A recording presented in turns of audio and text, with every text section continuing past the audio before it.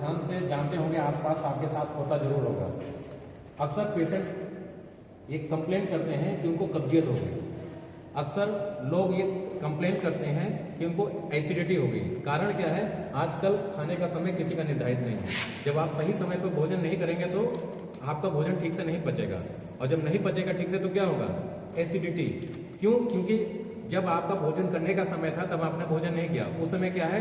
Acid release हुआ, enzyme release हुआ, और वो हाइपर एसिडिटी का काज हुआ। दूसरा कारण क्या है हाइपर एसिडिटी का? 3 कारण मैंने बताए थे। 3 कारण क्या है?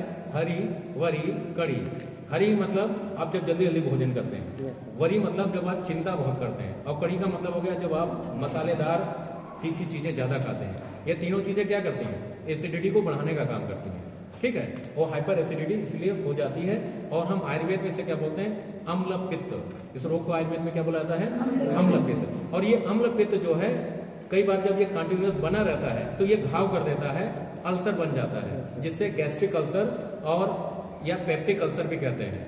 ठीक है, कुछ समय के बाद में ड्यूडनल अल्सर या पेप्टिक अल्सर, गैस्ट्रिक अल्सर और ड्यूडनल अल्सर को मिलाकर एक साथ हम बोल देते हैं पेप्टिक अल्सर। तो घाव बढ़ जाता है। ठीक है, लेकिन शास्त्र में जो इस औषधि का रोगाधिकार कहा गया है पर्टिकुलर, वो कहा गया है विबंध में। विबंध मतलब कब्जियत, कॉन्स्टिपेशन। क्यों? उसके पीछे का रीजन है, इसमें सबसे ज्यादा मात्रा में हम जो यूज कर रहे हैं वो क्या है? मिश्री को छोड़ करके वो है हमारा निषोध।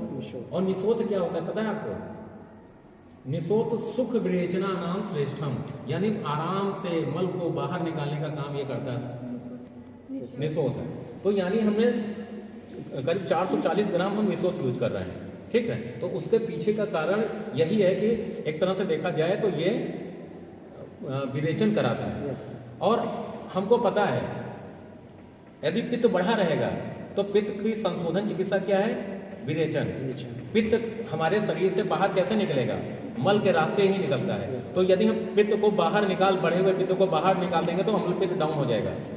ठीक है, इसीलिए अम्ल पित्त में भी काम कर रहा है, साथ साथ में विरेचन यानी पेट साफ करने का भी काम कर रहा है। अब इसमें कंटेंट क्या होता है? इसमें कंटेंट क्या होता है?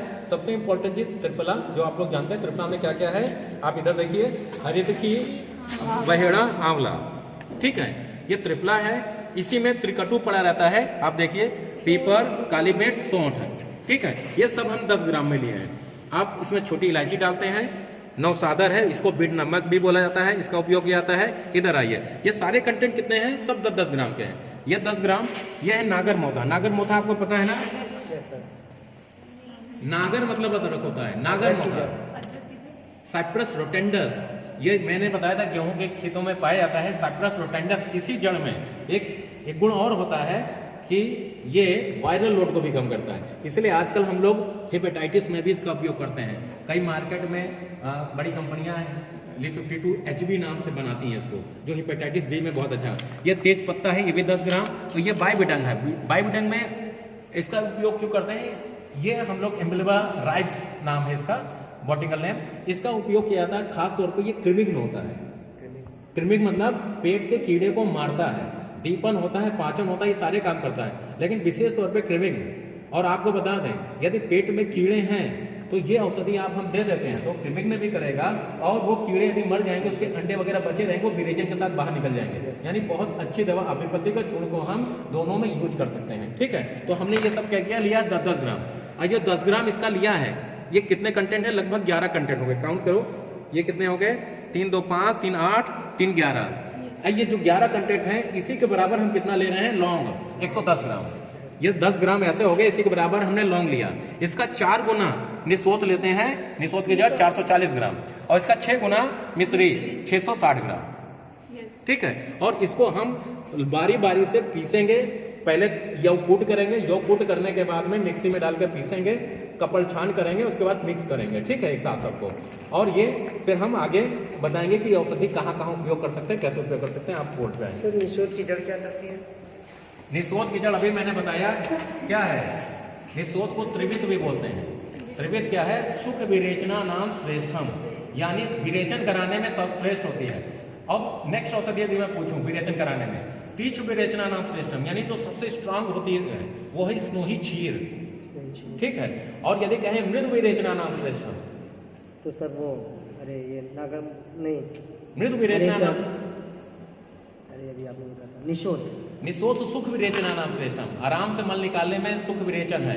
मृत विरेचना नाम श्रेष्ठम। हम एक बार अभी अपने गार्डन में गए थे, प्लांट जिसमें लंबी लंबी खांचे थे।